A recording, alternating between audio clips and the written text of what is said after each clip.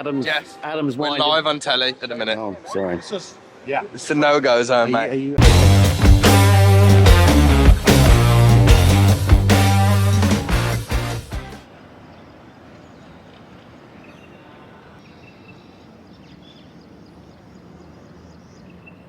Okay, Jeff Rowe here. Here I am in the Etihad Arena for the World Supercross, representing Torq Moto. This is our first little vlog from events that we're going to be throwing out. So far, so good. Got in. It's obviously incredibly warm outside, but the aircon's on in here. They're still building the track, so I'll show you around that in a minute. Yeah, it's tight. It's basically almost like an arena cross size, so the racing is going to be pretty intense, but I'll just spin it around. You can have a look at what's going on in here. The dirt is yeah, it's not too bad. They've managed to get some clay content into it. It might bind pretty well. That's the whoop pad. They're going to start building them in a moment, and then you can come out of this loading bay. Just talking about watering it now. There's some of the track group. So it's a tight little section out here, and then back into the darkness through this little section. This is going to be tight, maybe a little bit one line through that section. Ken Roczen, the championship leader. Big round of applause, please. Joey Savacci, who's second in the World Supercross category, third against Greasy. And then SX2, Shane McElrath, Max Anstie, and Maxime Dupre, please. I haven't seen too much yet. I saw a little bit on the side, and I think, you know, what stands out is the dirt, like Adam said. It's a little bit of a question mark. The cool thing is, like, it doesn't seem like there's a rock inside, which is pretty cool, and it looks very unique. You know, it does have a little bit of a looser look, but at the same time, you know, when they throw some water on there, it does look like it forms up really nicely. But nonetheless, I think we will only know once we actually go out there and ride. But it looks extremely fun. You know, I haven't ridden in a, you know, rather smaller stadium than what we are used to, I would say, right, since back in the day in Germany when I did one of the Supercross races there. So it looks extremely fun out there, and I just can't wait to get out there. And the cool little feature that we have as well is going outside of the stadium and coming back in. So I mean, it looks like a good time to me. A pretty good home round for you, the first round at Villa Park in Great Britain. Second and first and a second. You know, you took a win off of Shane in that middle race. And just 3 points separate you two guys coming into round two. I know that weekend you had a lot of media interest around you. How has this experience been so far? Because I guess not a home race for you, but has it been a little bit freer for you now, or is it business as usual, a million things coming at you?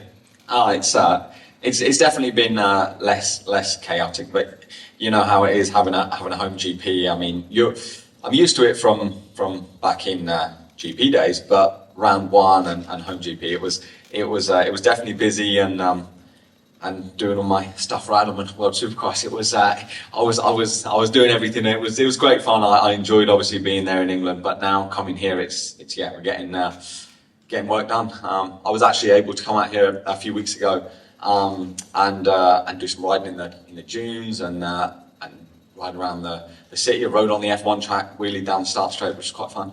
And I had a good time. Raced the first round of Australian Supercross for my team, which was in an arena similar to this, even smaller than this. So got a little bit of practice on some tight stuff.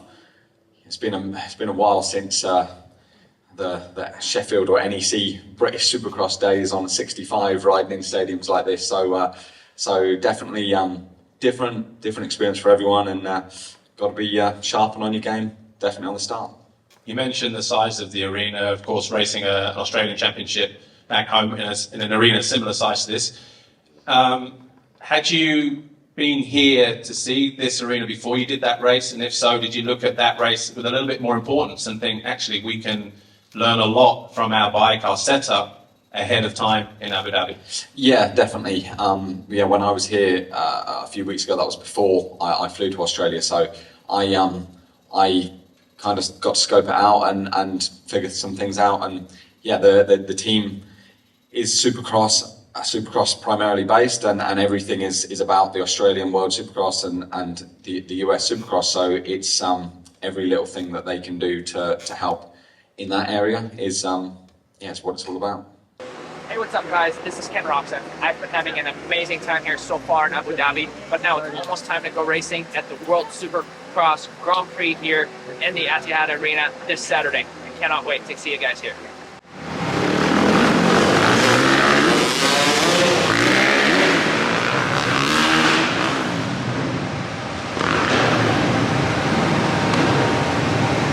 All straightforward stuff, Danny, isn't it, really? I mean, we could be doing the warm-up for them, really. We couldn't do this stuff. Way too easy. Yeah.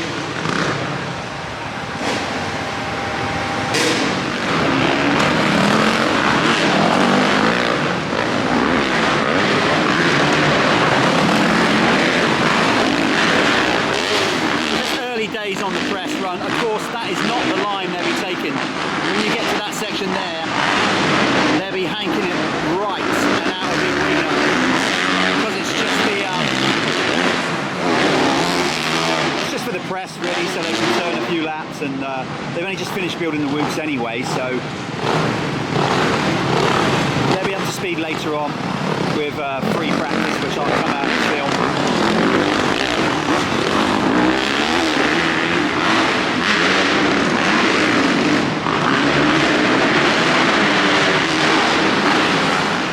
Okay, so this is the team briefing. Track walk has happened, unfortunately.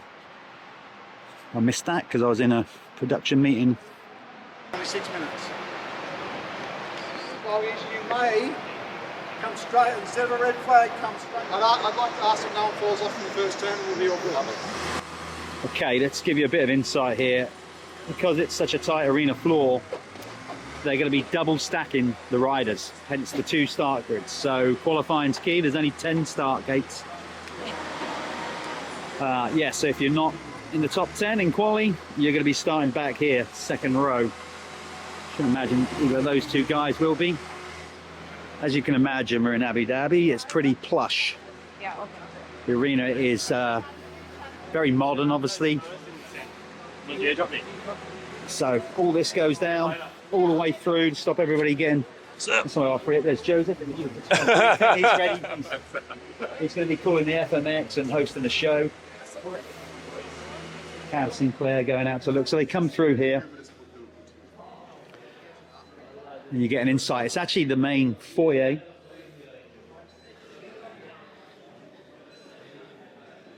And then the teams all based. As soon as you come in, it's pretty funky. That's what you got to love about Supercross. It's basically pretty plush. It's the Craig Dack Racing Team, Monster, Yamaha, Brit Racing, Concept guys. Always looking very smart in their golf trails, like golf trails. Show you the outside. So they come straight into the foyer. That guy's going to be busy. Pretty cool place. And one thing I found about it, I was amazed at, it's geared up. So any Brits, you know, they've even got British plugs, sockets, which I thought was quite cool.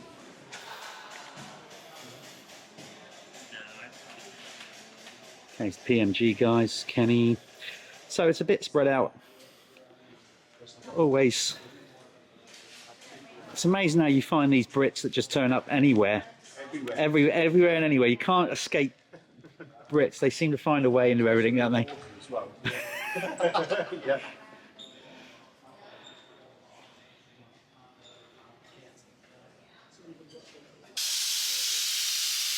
These guys cut down the end. You got all the there you go, that's Supercross right there. Just basically working out of bags and laptops on the floor. That's how you roll. It looks glamorous, but I think that highlights maybe it's not as glamorous as people think. This is where it all actually happens. Nerve center, control center. See, it's not just about putting on a race. TV production, lighting, a lot of elements to get right up this bit. Could ask for TV producer. I'm not in the same thing. I saw a man kind of hanging out. Like, what are you guys? I was about to sleep over there.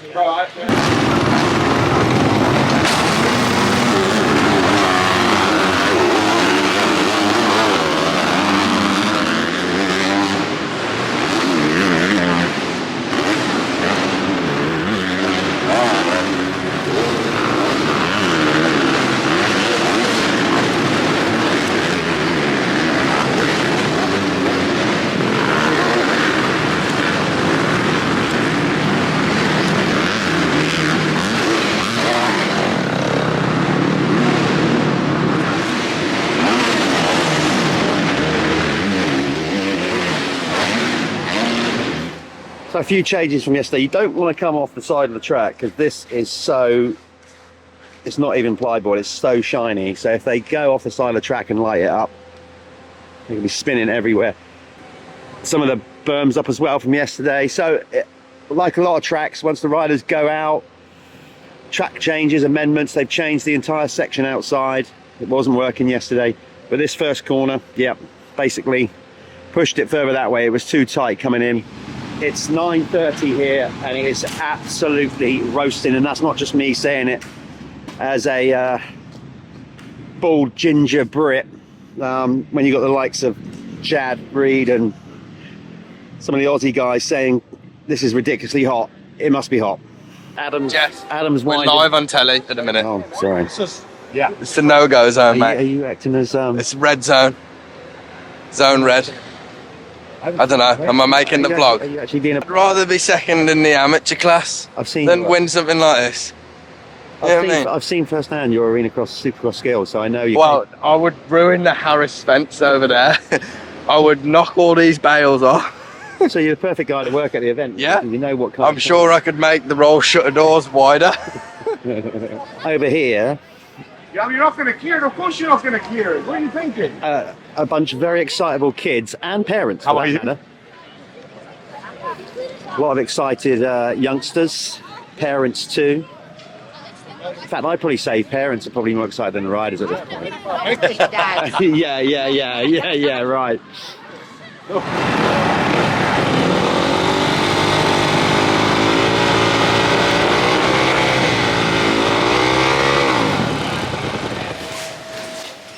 Can't believe the irony. We just walked about and Dino was actually genuinely worried about his bad language. Oh, shit. And there you go, he dived straight in when we were just starting off. You're supposed to swear to you either. Right, I'm gonna have to sign this this WFO insider job off at this point. The guys have just done the gate pick. Kenny Roczen, second row. Shane McElrath, second row. On a tight track. It's gonna get desperado out there. It's gonna get cutthroat decision making. You're gonna have to run it in on riders. So it's going to be interesting to see how it all pans out. As I said, I'm going to have to sign this off now because we're getting close to showtime and I've got stuff to do. But hopefully that gave you a little insight of what it's all about at the World Supercross here at Abu Dhabi. As I said, the Etihad Arena is someplace mine. Yeah, that's me signing off. I hope you enjoyed it, and keep following Torq Moto. We're going to do way more of these as we go. And of course, don't forget the podcast every couple of weeks.